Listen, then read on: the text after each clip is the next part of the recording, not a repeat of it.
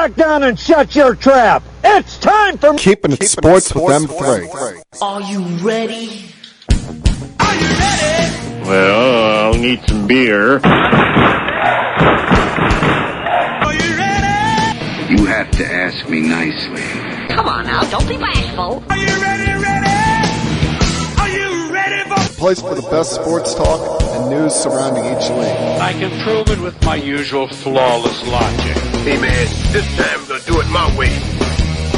What's your name again? And now, here's your host, M3, Mike Rosansky. Good afternoon, everyone. Coming to you from Cherry Hill, New Jersey. It is time for Keeping It Sports with M3, powered by the Connecticut School of Broadcasting. How's everything going for you, everyone? Hope you're all doing well on this Monday, the 29th day of the month of November, the final Monday of the month. Hopefully all of you out there had a very safe, happy, fun Thanksgiving last Thursday. It was more fun for yours truly because I got my favorite part of the Thanksgiving holiday back the night before, which is, of course, Thanksgiving Eve, but that's a story for another time and place. A lot going on for the end of the month of November. We're going to actually talk about some college football a little bit later today, something I have been absent from talking about a lot this year, but we're getting down to nitty gritty of the college football season. A lot of exciting things happening, taking place there.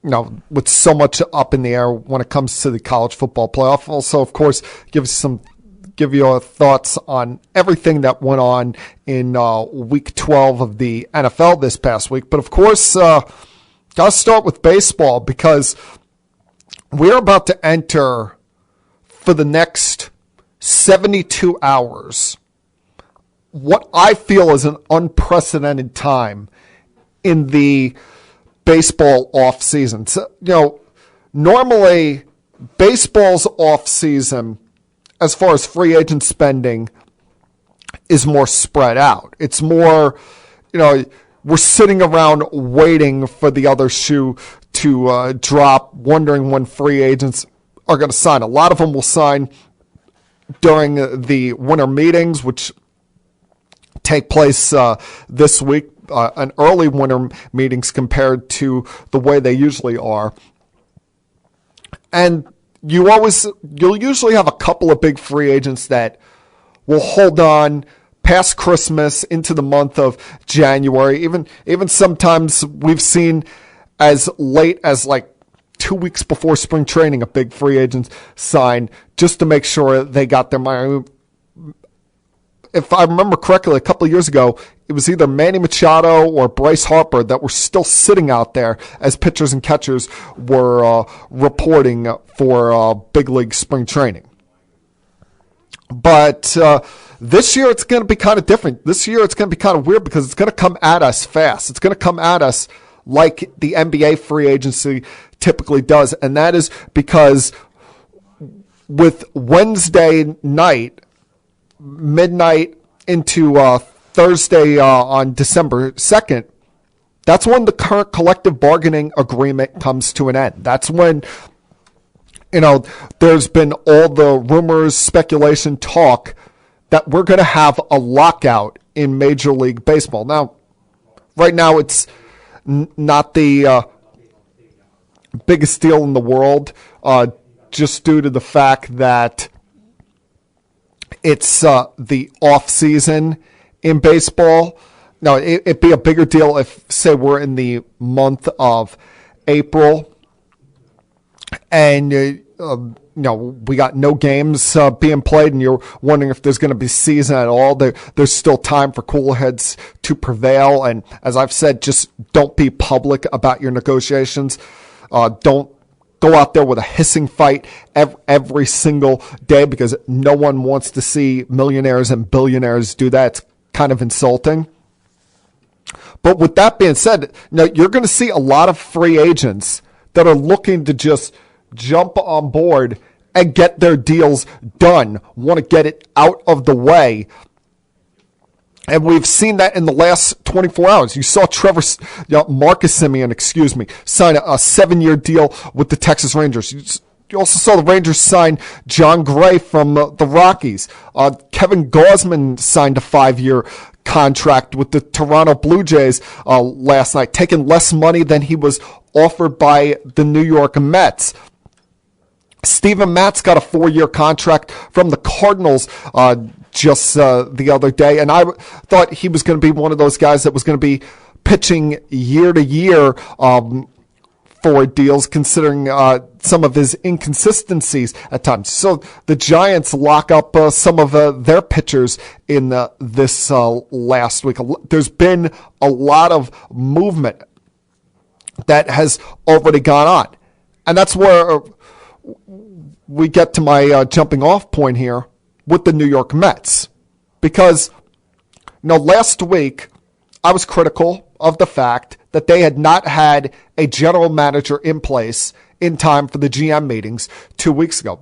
That Billy Epler just got here. Hell, I don't even think he's living on this side of the country yet. He's still in the process of moving his family over.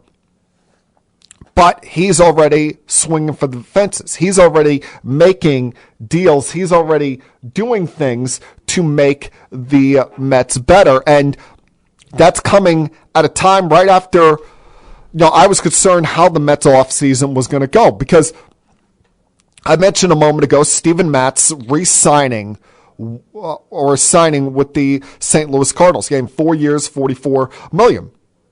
Well, according to many media outlets out there, he was in negotiations to come back to the New York Mets. And that deal, it either fell apart or he used that deal as a way to get more money from other teams interested, albeit the Cardinals. And that didn't leave owner Steve Cohen too happy. He was out there tweeting his displeasure on how the deal went down, on how he felt Matz and his agent acted unprofessional in this negotiating power, tweeting, quote, "I'm not happy this morning. I've never seen such an unprofessional behavior exhibited by a player's agent. I guess words and promises don't matter." Well, listen, Steve, you've been a businessman all your life. Yeah, words are one thing, but until ink is put to paper, people are going to do what's best for themselves and for their own personal life, for their family situation, based on not just the amount of money they're getting, but looking at the living situation. Probably doesn't have to deal with as much of a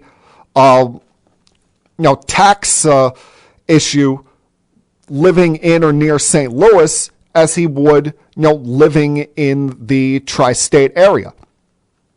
And the Cardinals have had a habit of taking pitchers that are kind of, middle of the pack and getting the best overall quality out of them.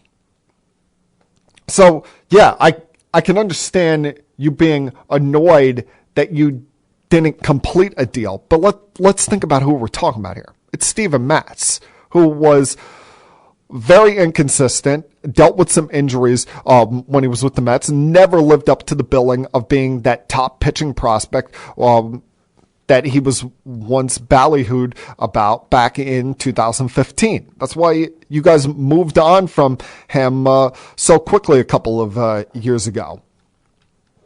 So to get all worked up with that, I thought that was an embarrassing sign for an owner to be out there tweeting about a deal that did not get done and had the industry laughing about them. And I was kind of concerned, is this going to hurt the Mets in free agency? Well, clearly the last 72 hours, it has not, because Billy Epler has gotten to work and done a lot to make this team so much better. And that's even before anything that's gone on within the last hour. If you take out anything that's gone on since noontime on this Monday afternoon, you look at the Mets offseason and you say, wow, they've done a pretty good job. They've gotten off to a good start. They've added quality depth in the likes of Eduardo Escobar and Mark Canha, two guys that, it's not going to knock your socks off, not the sexiest moves in the world, and might have overspent in both cases.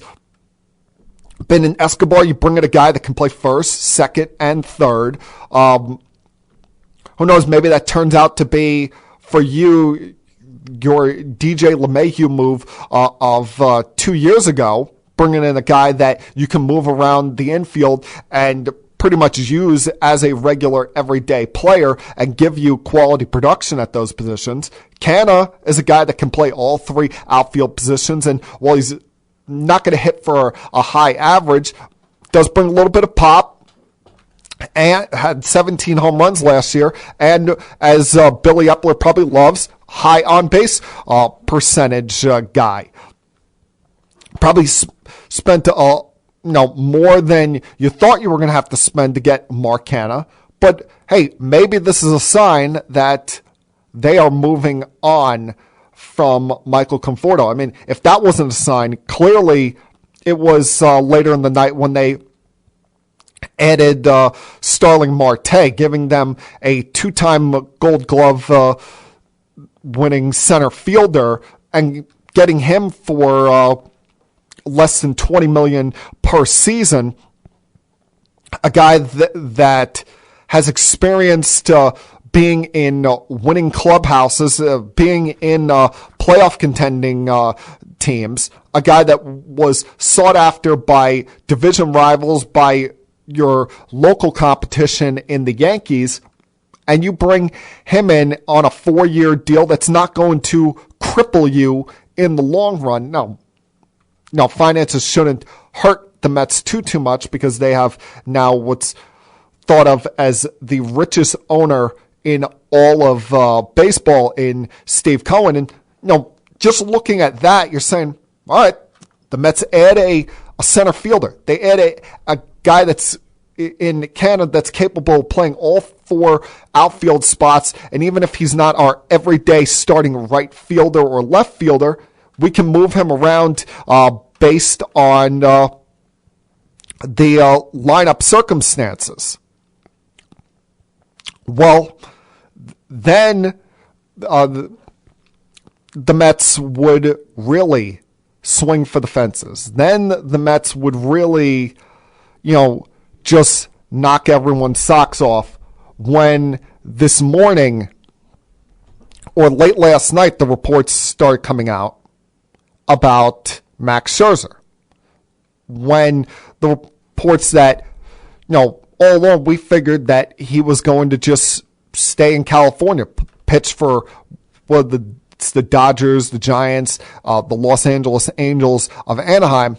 And then you start seeing the Mets name involved in there, and you're like, whoa, time out there. This is eye-popping. This is knock your shoes off. This is, Steve Cohen saying to hell with the luxury taxes, to hell with, getting passed up by the likes of Gaussman and by Steven Matz.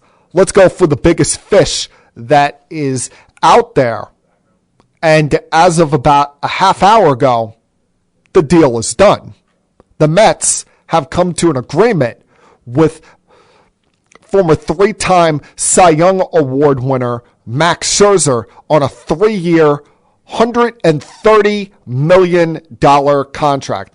Now, I have, as of this moment, I have not read all the details of this. I'm not sure if there's a, opt-out in there somewhere along the way. I'm not, but wow, 3 years at an average annual salary of over $43 million a year.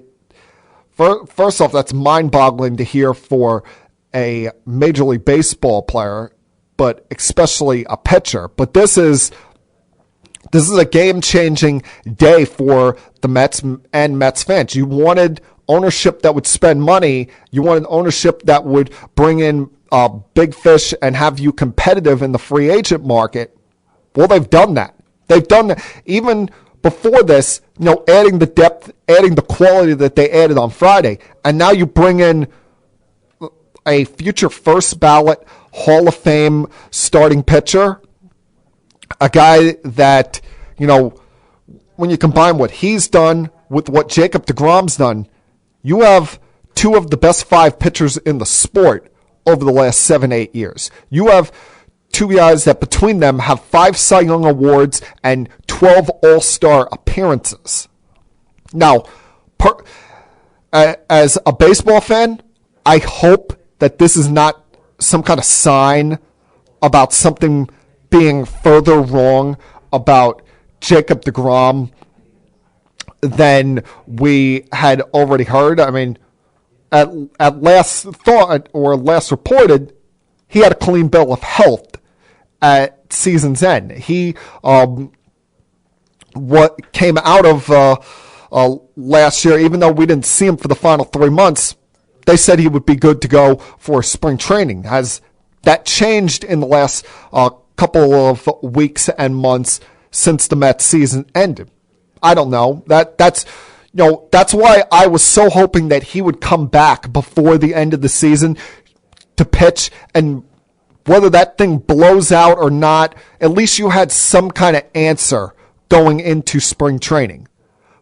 But whether this is just adding a luxury onto already having a great pitcher by having now 2 of the best pitchers in the sport side by side in your rotation, or this is, protecting your rear end in case something's wrong for deGrom, there's no way you can be anything but ecstatic if you're a New York Mets player or a New York Mets fan right now. This is the kind of move that you waited years for. This is the kind of move that the Wilpons, outside of the Johan Santana trade, never really allowed to happen. You would, every year in the offseason, in free agency, you would sit there and you would say, where are the Mets? Why are they not doing anything? Why are they not more involved in free agency? And they've gotten involved. They haven't just stuck their toe in the water here, folks. They've jumped in head first, and they've given you a center fielder, an all-star center fielder, quality depth at the infield and the outfield, and given you the best starting pitcher available to add to what was already a great starter in Jacob deGrom. Now, they're not a finished product, but in my view, they still have work to do. You have deGrom and Scherzer at the top of the rotation. Still got a couple other spots in that rotation to fill. I don't think you're going to be going into next year with, it being David Peterson and anybody you could drag out of the minor leagues as your 4th and 5th starters. You would probably, with how Taijuan Walker was leaking fuel last year, you would probably prefer a stronger option as your 4th starter, or push him back to the number 4 spot and get another pitcher in this rotation. And you definitely need to add some bullpen help, something that's been a bugaboo of the Mets in recent years. But there is no doubt, there is no question, this is a great day for the Mets. It's an exciting day for the Mets, and it's something that you have long, long dreamed of. All right, I'm going to take my first break of the podcast here. Got a lot I want to talk about through the next about 40 minutes here. Give you some thoughts on Week 12 in the NFL, the Thanksgiving games, the Jets and Giants victories over this week, as well as mixing some college football along the way. So please sit back, relax, put your feet up on the table if there's one in front of you, and continue keeping it sports with M3. I'll be back.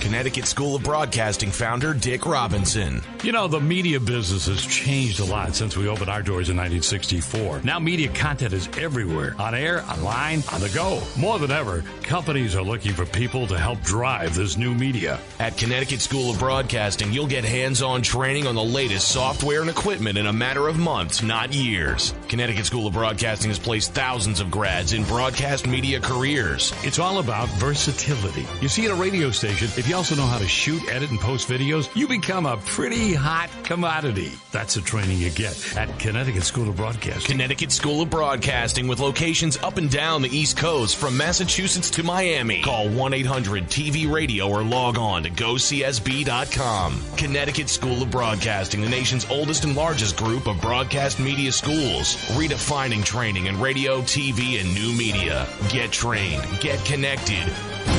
1-800-TV-RADIO.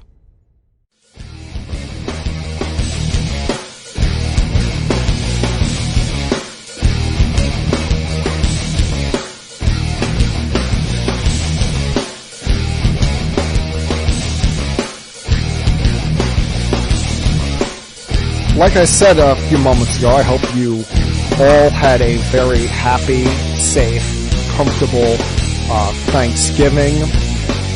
No, the football wasn't great on Thanksgiving. I still, to this day, it's one of the unknown mysteries that, quite frankly, I will never understand.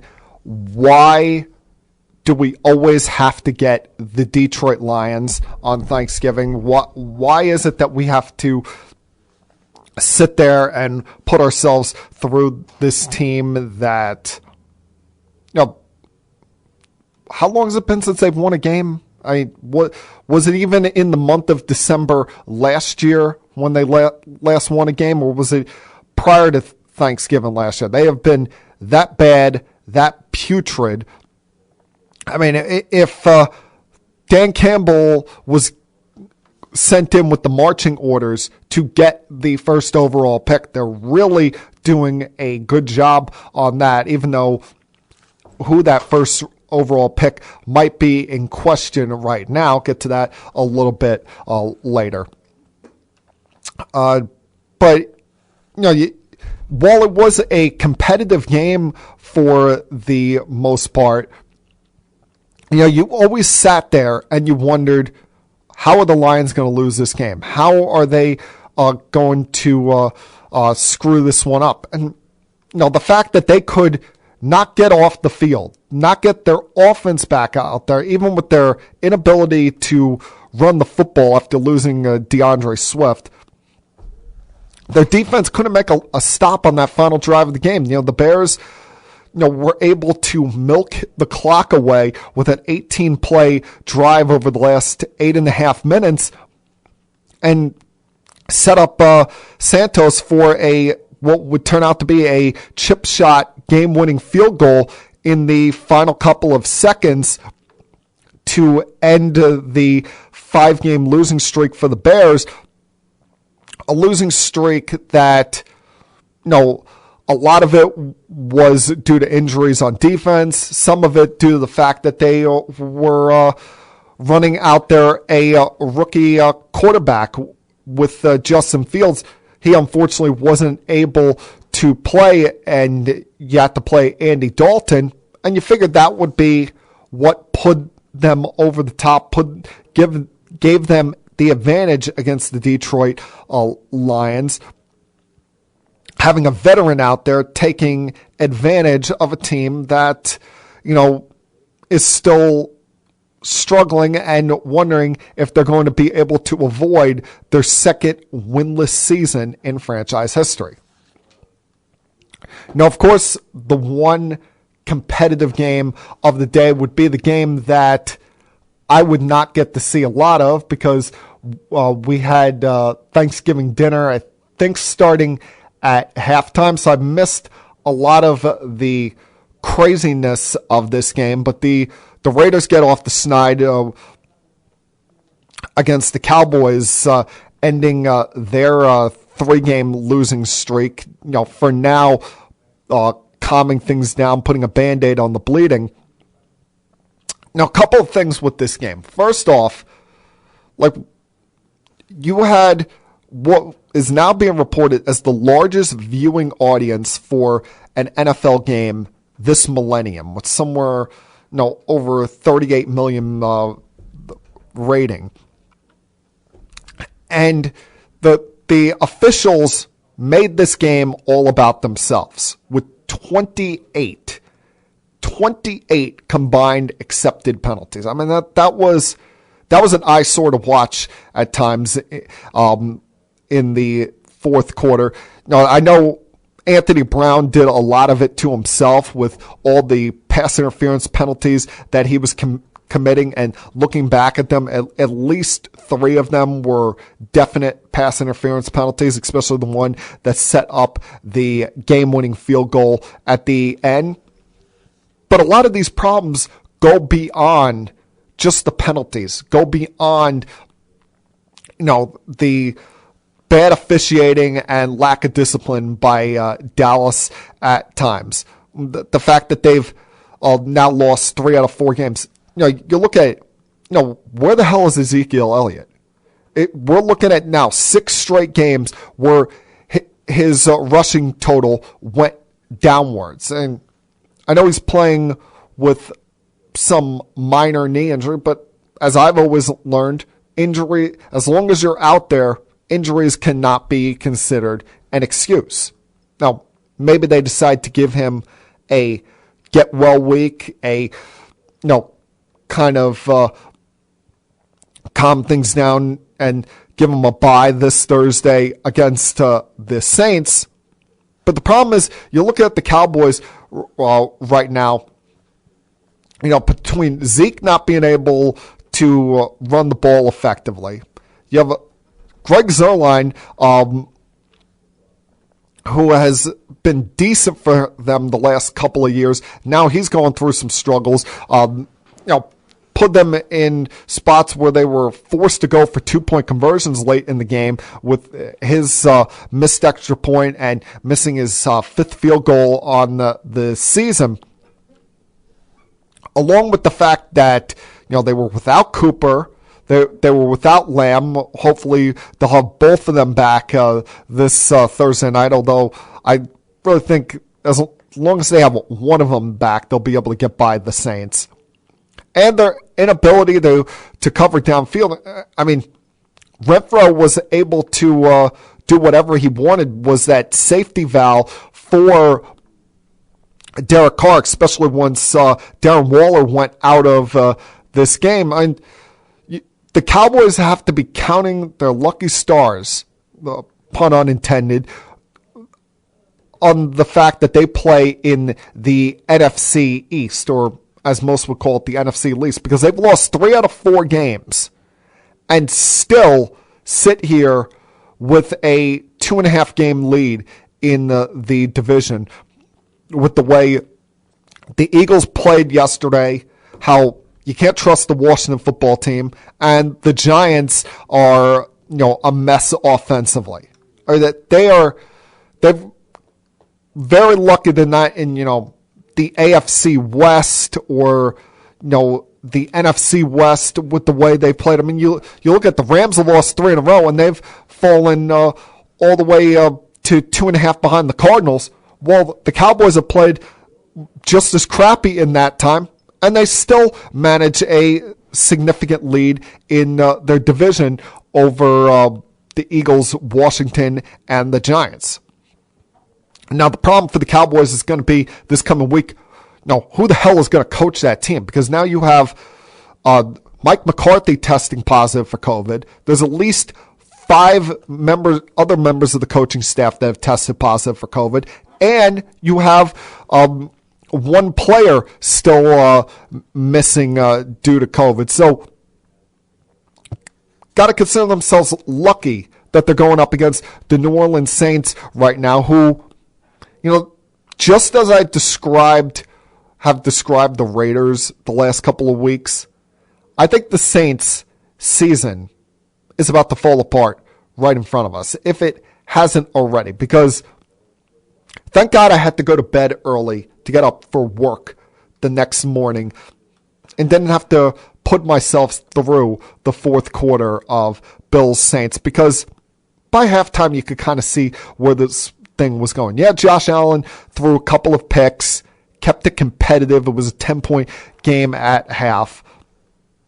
But you never had that sense that the Saints were going to be able to drive down the field on a consistent basis to remain competitive in this football game. I mean, you look at, they were already without Alvin Kamara and Michael Thomas. It's announced hours before the game that Ingram wasn't going to be playing.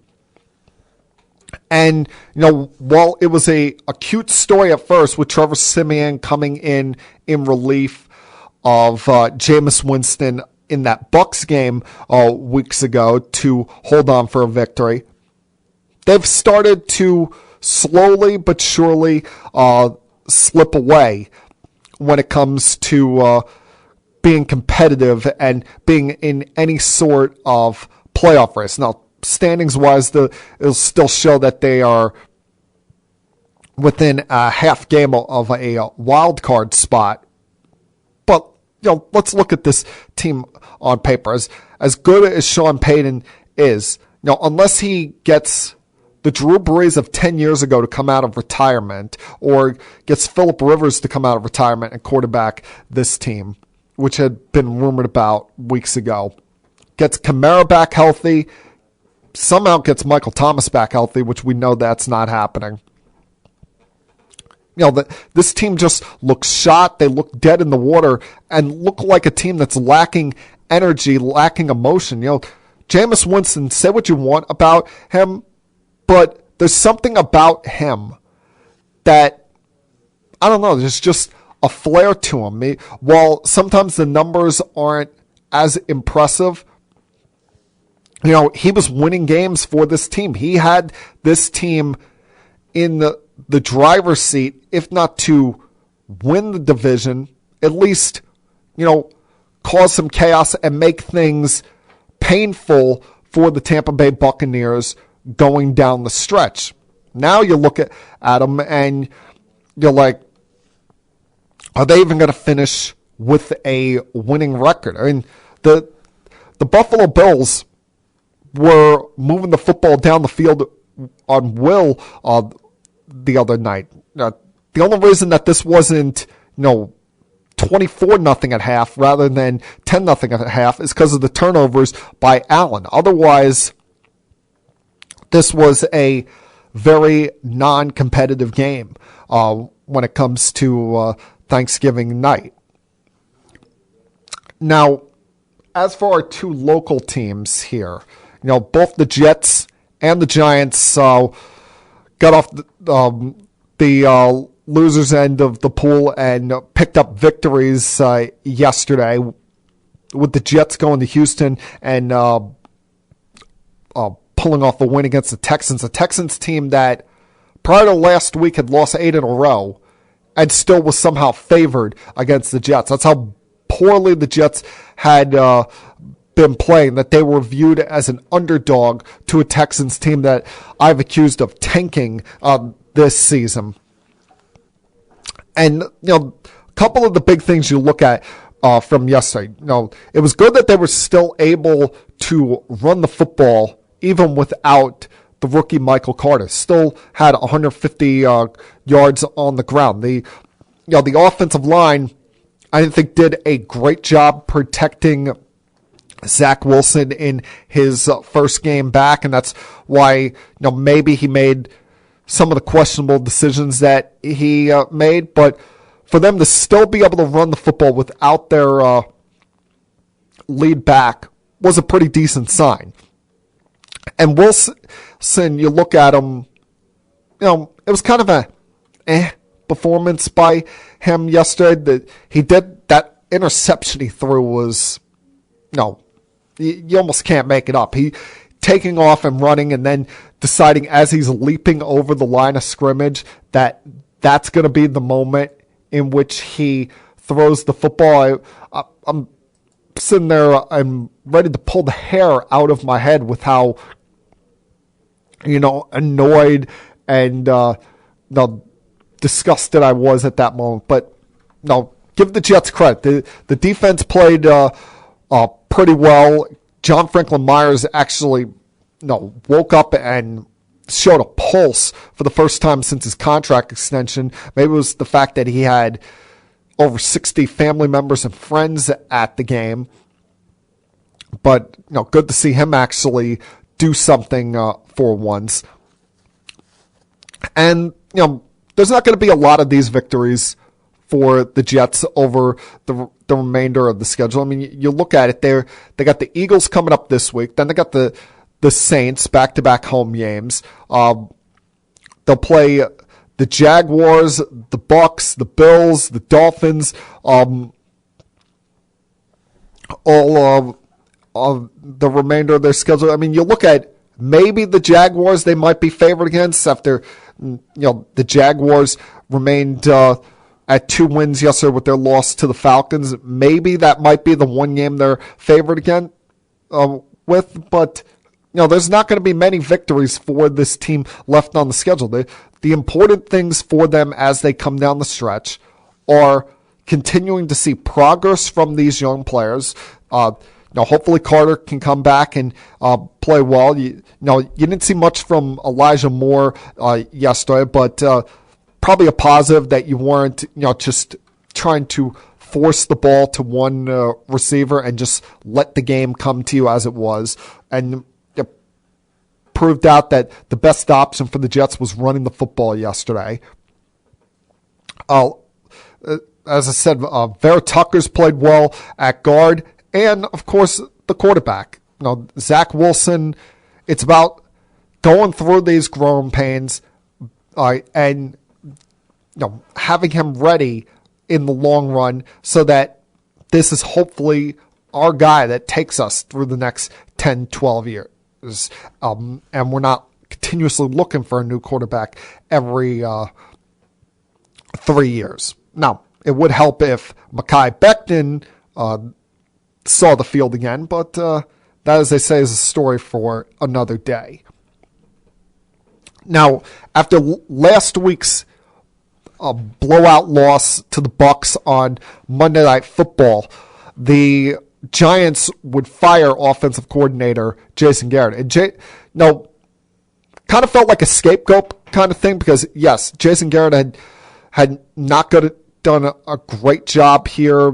Some of his play calling was questionable. But let's face it, the Giants offense has been awful for the last several years. I don't remember the last time they scored 30 points in a game. And the way things are officiated these days, the way teams play defense, even bad teams roll out of bed and score 30 every now and then. Hell, the Jets scored 30 against the Colts a couple of weeks ago. They scored 34 against the Bengals. So for them to go this long without scoring 30 points is, almost mind-boggling. And it didn't matter to me whether Jason Garrett was calling plays, Freddie Kitchens, whether you brought back Ben McAdoo, Pat Shurmur, whoever you want to call plays. The Giants' offense has been a problem for a long time. A lot of it due to the offensive line, and some of it due to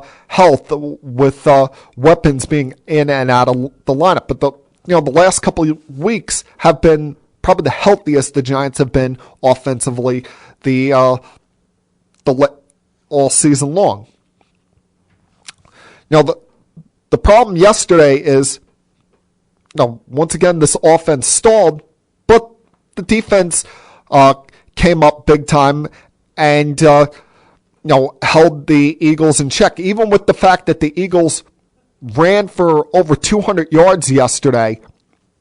The problem for Philadelphia was that Jalen Hurts throwing the football reared its ugly head again. And what I don't understand is why they got away from running the football as much. You still had Hurts. You still had Boston Scott. I know they were without Howard due to injury yesterday, but it was a 3-point game at halftime. You were within a touchdown heading into the fourth quarter, and you're out there. You know that he struggles with throwing the football, and you have him drop back to throw 31 passes. It made no sense, including, especially when you see him get picked off twice in the first half, both of which were at the goal line. The second one being by Crowder right as you were heading into a halftime. Run the football. No, you're not getting blown out. It's one thing you're down by 30 and you have to chuck the ball around the yard to get back in the game. But it was a 3-point game. But did not understand why, with how effective that the Eagles have been running the football as of late, why they got away from that so quickly. And, I'm sure all of the Philadelphia sports radio channels today, fans are calling in, crying, screaming, complaining on why the hell did we draft Jalen Reagor? Why, when Justin Jefferson was still on the board, did we take this absolute stiff? I mean, you look at, even as well as the Giants played yesterday, that the Eagles still could have broken their hearts in the final couple of seconds. Reagor, if instead of bouncing off his face mask, he catches that ball, we're sitting here talking about a 14-13 victory for the Eagles and whether they're going to run down Dallas for the NFC East. Instead, Cowboy fans can take a deep breath. Eagle fans are cursing up a storm. And the Giant fans are sitting there saying, yeah, our defense played well. But what did we really learn from yesterday? All right, going to take another break here, come back on the other side, and recap everything else that went down in Week 12 of the NFL. Continue keeping sports with M3. I'll be back.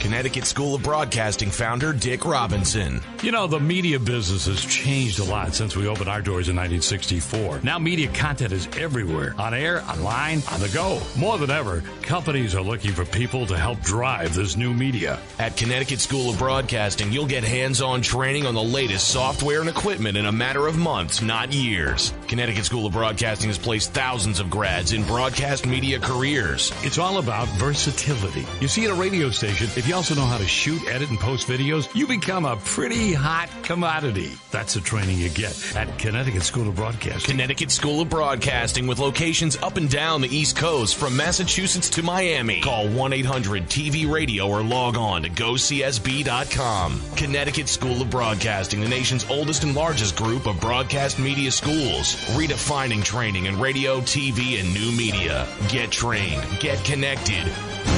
1-800-TV-RADIO.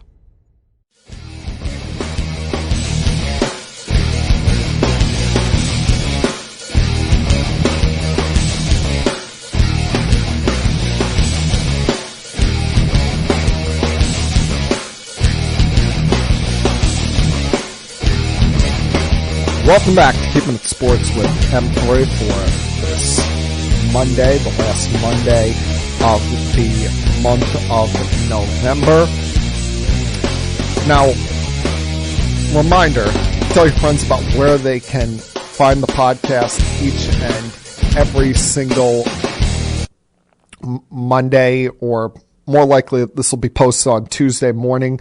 The links to find it, you can find Keeping Sports with M3 on Spotify, Google Play, and the actual website for the podcast through the Podbean app will be posted on my Twitter accounts at Keeping It Sports and at M3 Rosansky. That's at MTHREEROZANSKY at M3 Rosansky, as well as our Facebook page, facebook.com/Keeping It Sports with M3.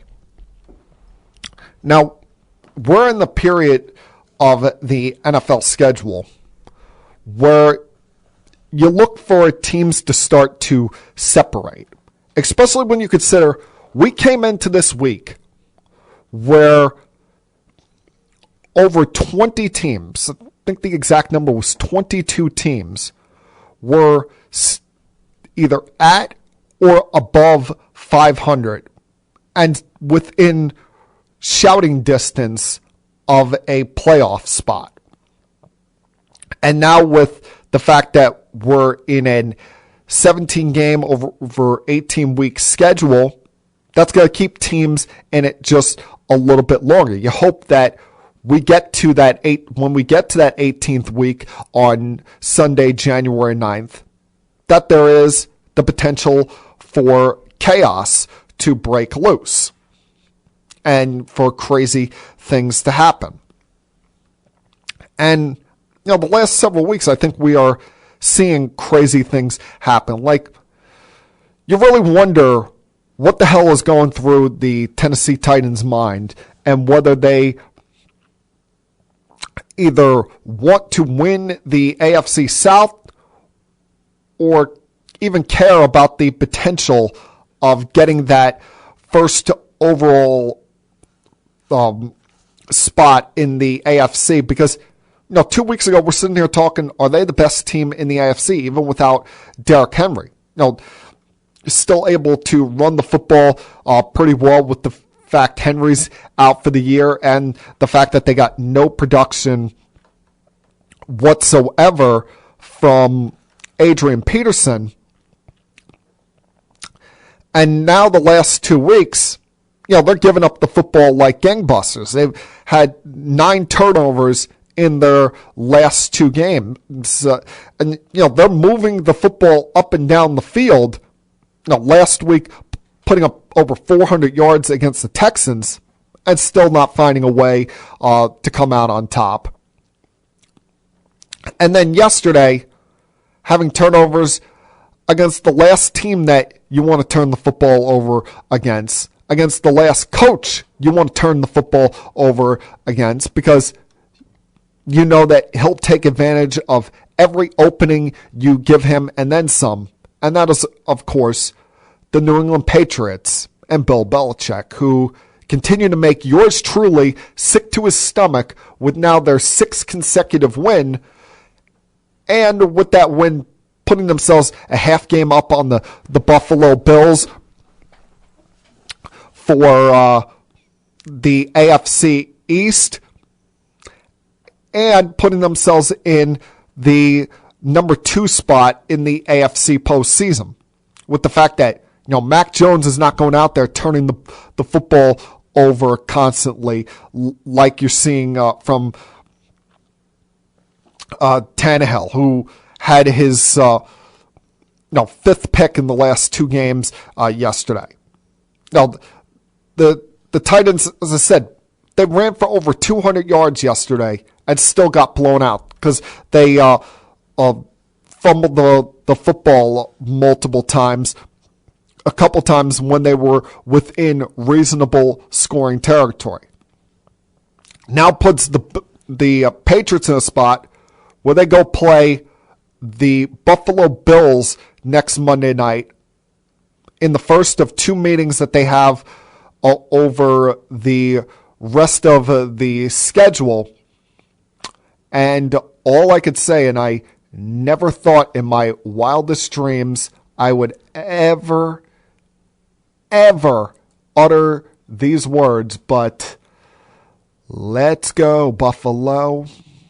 Now, I'm going to have to sit there and root for the Buffalo Bills, who have caused me as much misery in my own life as anyone in the last couple of years, and have a scenario that I can only truly dream about right now with the way they've got their quarterback situation, their head coach situation, and great coordinators truly on lockdown. Now, a couple other things we saw yesterday. I talked about the Eagles getting away from their ground game. What the hell was up with the Colts? The Colts are up by 10 at halftime, and they just get away from running the football. You've seen the MVP caliber season that Jonathan Taylor's having, and out of 67 plays yesterday, you only run the football 20 times. There was a string in which you had 18 or 19 consecutive drop-back pass plays, and you seemingly had control of this game. Carson Wentz wasn't turning over the football. You were able to keep the ground game of the Buccaneers in check until Leonard Fournette just went wild in the second half.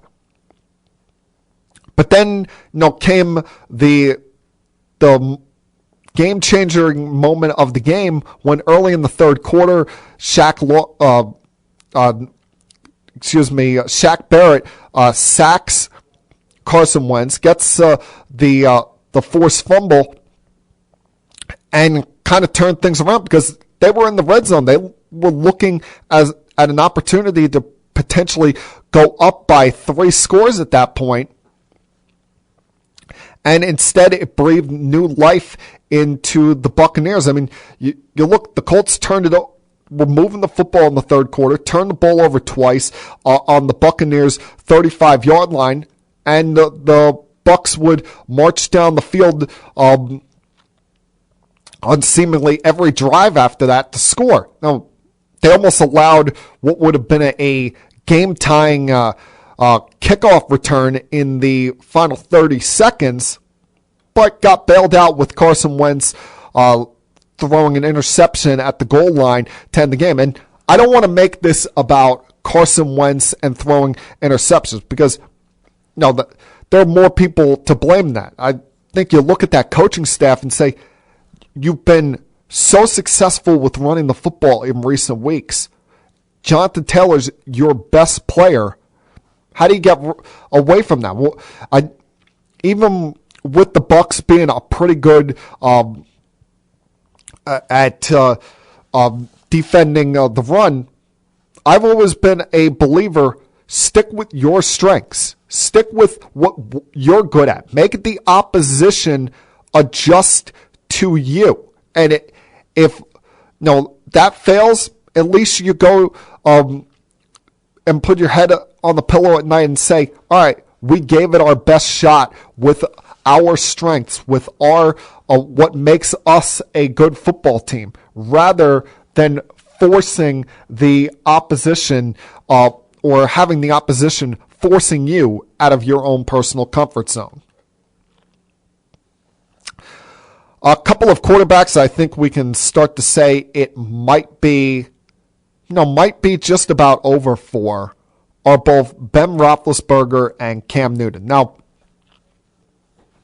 Ben had 3 turnovers yesterday, threw a couple of picks, but the Steelers defense had no answers for Joe Mixon. I mean, second straight week, he was a man possessed. He's now got close to 300 rushing yards and 4 touchdowns across the last 2 games, carrying the Bengals back to a 7-4 mark, having them a game and a half out in the AFC North. But you're slowly starting to see reality sink in for the Steelers with Ben Roethlisberger. And this is the problem I talked about weeks ago, with them, that he's not capable of carrying the full load anymore, A. And B, they're not bad enough to draft high in the draft for a quarterback, but they're also not good enough to be a playoff contender. I mean, NBC could list them as a playoff contender or within the race all they wanted to last night. But if you watch this Steelers team week in, week out, they're a kind of middle of the pack team. They don't suck, but there's nothing that you look at them and you say, wow, that's something I can be excited about. That is something that I can get behind. And the other team that might be facing that quarterback reality is the Panthers, as they got blown out by the Dolphins yesterday, and Cam Newton having just as putrid a game, as bad a game as I can remember from an NFL quarterback. In less than a 25% completion percentage in a game. He throws 2 interceptions and gets benched in the fourth quarter for P.J. Walker. I mean, makes you wonder if just based on his performance, if he plays this poor against the Falcons next week, say Sam Darnold is ready to go at some point in the month of December, is Sam going to luck his way back into being the starting quarterback for the Carolina Panthers? And it stinks because, the real story here should be the Dolphins winning their 4th in a row, getting back into wild card contention, Jalen Waddle having the best day of any rookie across the sport. But with how captivating a personality Cam is and how up in the air the Panthers quarterback situation has been all year, it gets kind of lost in the dust. Now, from 4 o'clock on yesterday, I thought you had some very captivating football. I mean, the Chargers go into Denver and lose a game that you start wondering, are the Chargers going to pull their typical Charger-ness where they get off to good starts and then choke down the stretch? Especially, you're looking at, Herbert, who throws 2 interceptions to Patrick Surtain, the second one taken back to the house. Austin Eckler was, kind of a non-factor throughout this game. And you're sitting there, you're looking at this and you're wondering, was it just, bad Chargers, or are the Broncos a halfway decent team? I mean, the problem I got with the Broncos is the quarterback position, because you love what you see on defense. They have 3 really good wide receivers. But as far as the quarterback position, you have no idea what the status is of Teddy Bridgewater now with his injury yesterday. And Drew Lock is clearly not the answer. If he is the answer, I want to know what the question is. So, I had long speculated during last offseason that Aaron Rodgers was eventually going to be a Denver Bronco. If that happens this offseason when he clearly wants out, look out. Denver in the future is going to be a very, very dangerous football team. And speaking of said Packers take advantage of the Rams yesterday, who are seemingly falling apart before our eyes. I mean, a month ago at this time, we're talking about the Rams and thinking they could be the number 1 seed in the NFC. Talking about, are they going to be the second team in a row out of the NFC to host the Super Bowl? Now we're just concerned on, if they can make the playoffs, or they're just going to fall apart. Because, yesterday was their 3rd consecutive loss. we talk about this pass rush that they have put together with Floyd, trading for Von Miller and Dominican Sue there. Well, they can't even take advantage of that strength because A, you're going up against Aaron Rodgers, who gets the football out as quick as anybody, and B, teams are taking advantage of the weakness of the Los Angeles Rams, and that's, they can't stop the ground game. They, you either have a spot like last week where they're giving up 170 plus rushing yards against the 49ers, or 2 weeks ago when they played on Monday Night Football, or you go up against a quarterback that can get the football out in reasonably good time, and just have you looking around shaking your head. Now, Rodgers has done that to a lot of people over his career, but with the Rams yesterday, a couple problems I see beyond just what I look at defensively. A, Stafford has started to struggle. Third consecutive game in which he's given up a pick six, the longest streak that there's been in the league in about 10 years.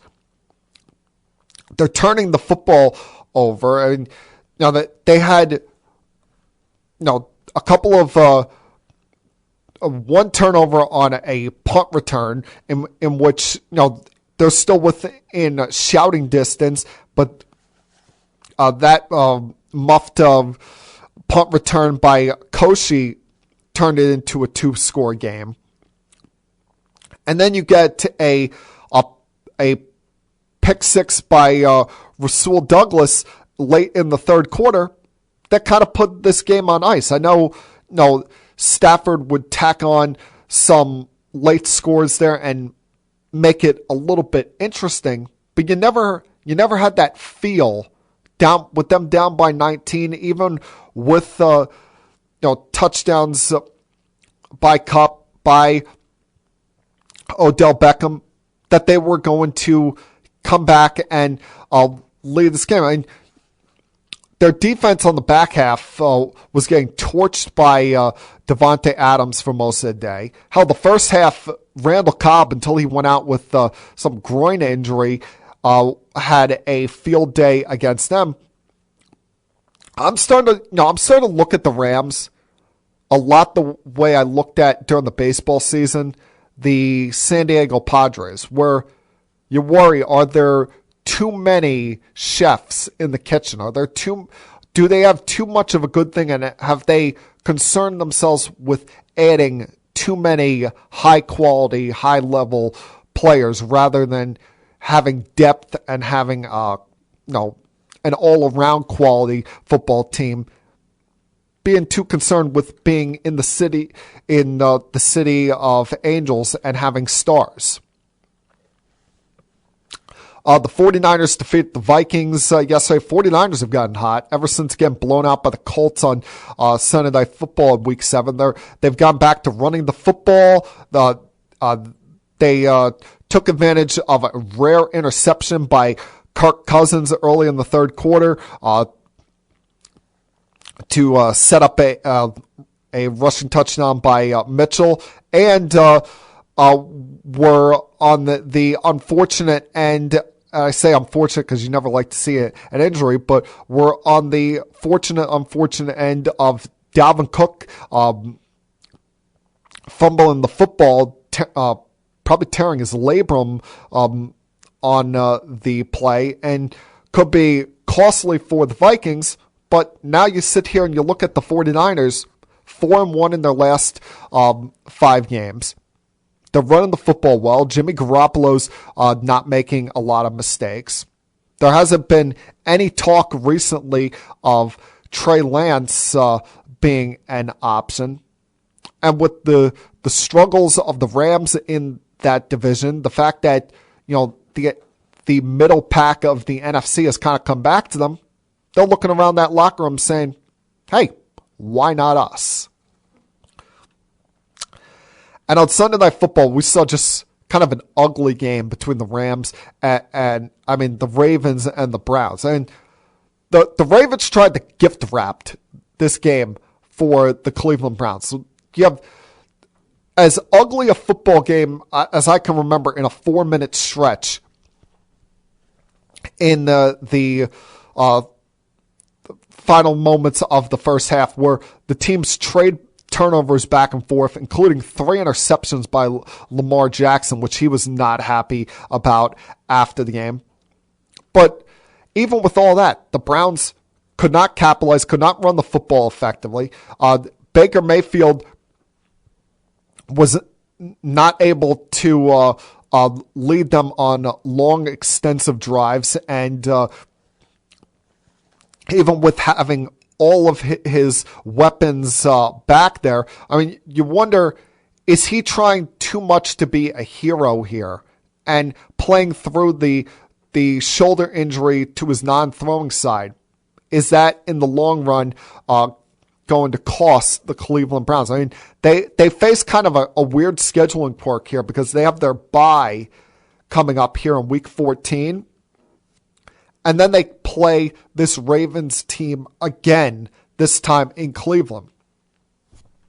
You know, when they come back from the bye, hopefully they realize that you can give Kareem Hunt and Nick Chubb more than 15 carries in one game, especially with how limited Mayfield is right now. Or, no, maybe he heals up enough to be more effective. I mean, who knows? The Cleveland Browns have been a very, very befuddling team to figure out this year, and that goes against everything we expected from them this season.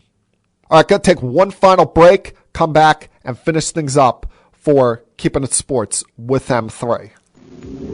I'll be back.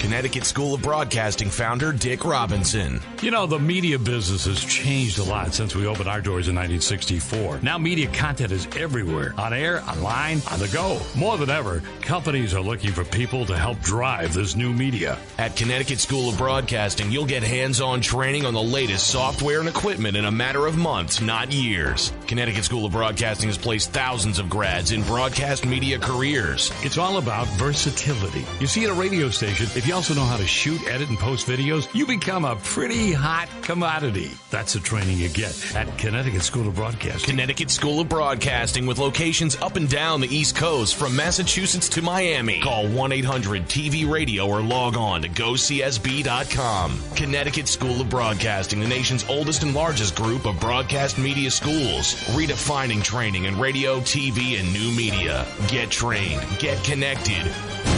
1-800-TV-RADIO.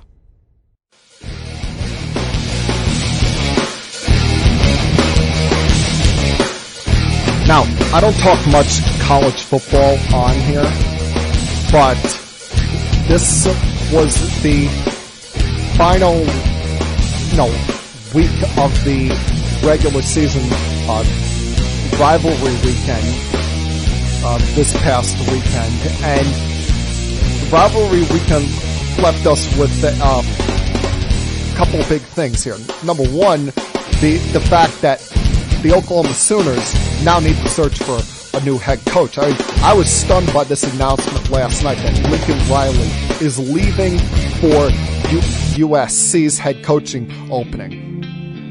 I mean, does it have something to do with the fact that Oklahoma's leaving for the SEC in the next couple of years? Who knows? But that's not until 2025. I figured if he was leaving between now and then, that it would be for the NFL, not for another college program, especially one that's been less successful than them in the last decade. I mean, the USC's won their conference title one time since Pete Carroll left in 2009. While under Lincoln Riley, Oklahoma's had 2 Heisman trophies. Good night, everybody. They have a combined record of 55-10 and 37-7 versus the Big 12. They've won the conference title. Thank you for 3 all the consecutive fun. years, Thank you. 2017 to 2019.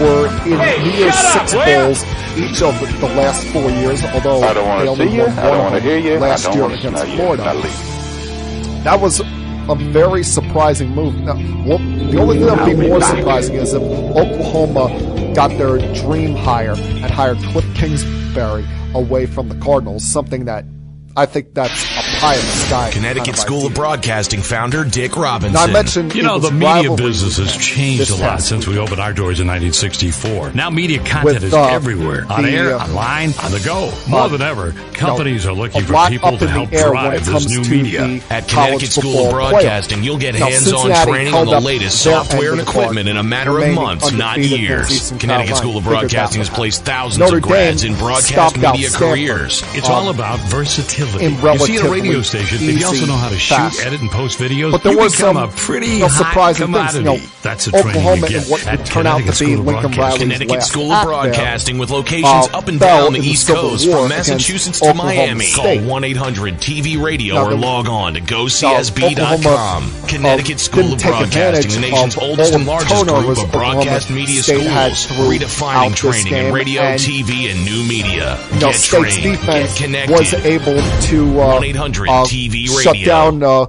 Williams and company on the final drive and hold on to the outside shot that they have of making the playoffs. No, Michigan finally, about damn time, ends their 8-game losing streak to Ohio State, thanks to their running back Haskins having a big performance and getting a dominant outing by Aiden Hutchinson with 3 sacks and saying to everyone, let's cool things on just declaring who's the first overall pick in the NFL draft. Maybe I'm the best edge rusher that's going to be available in this draft. At least that's what's got to be running through his mind.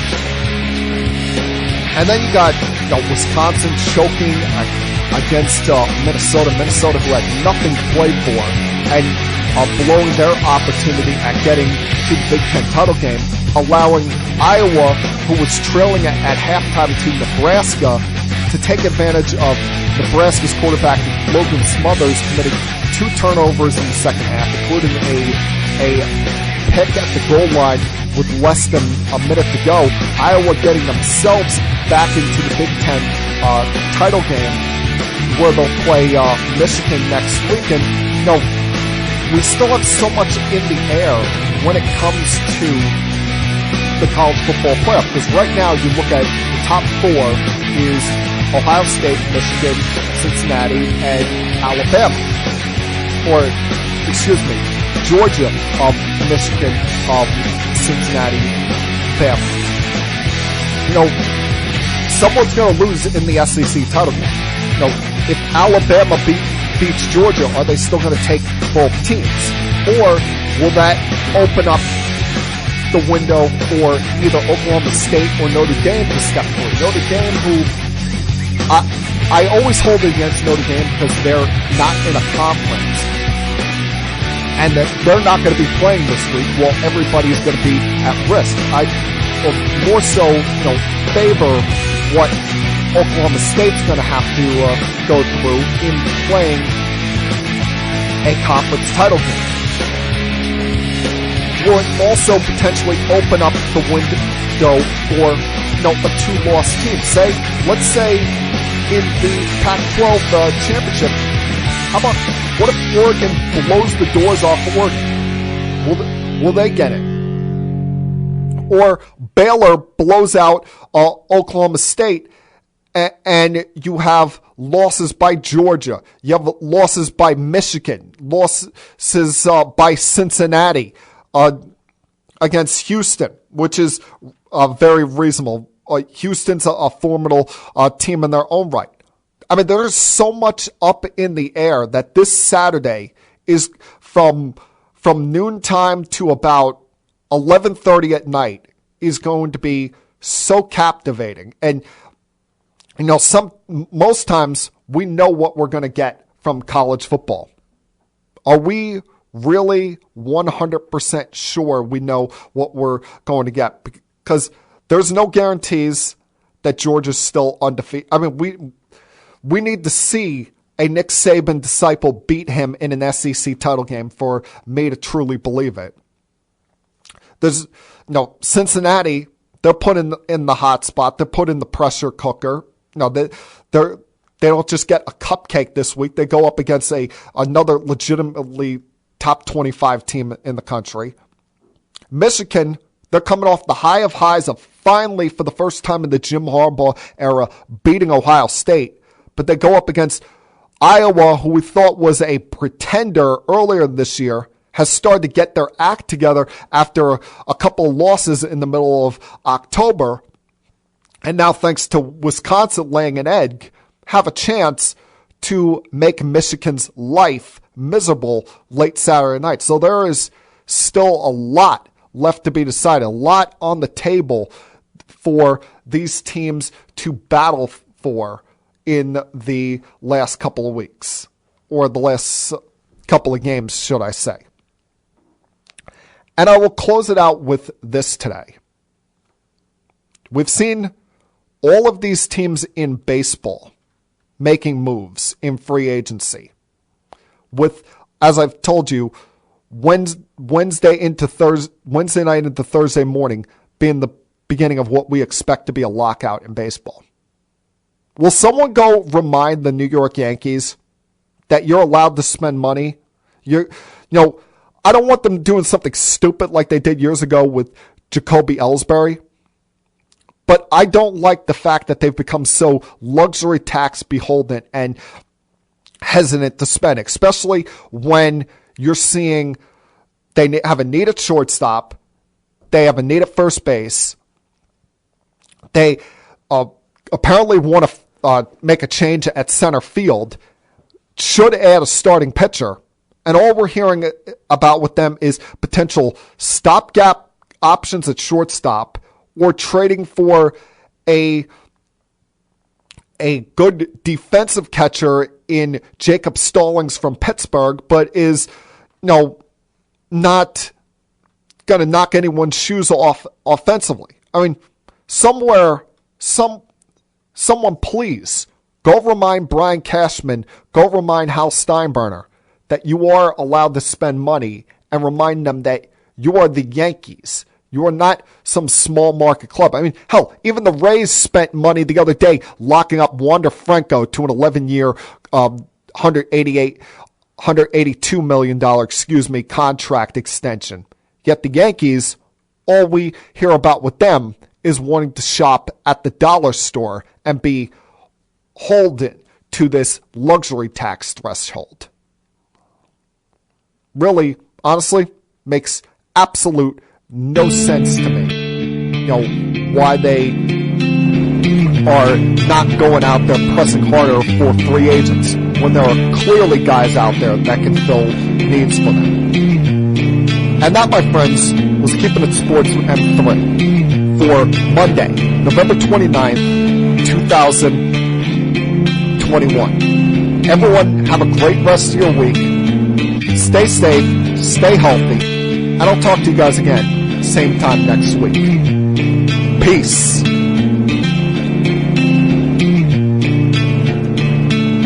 We have to go. Good night, everybody. I have had enough of you.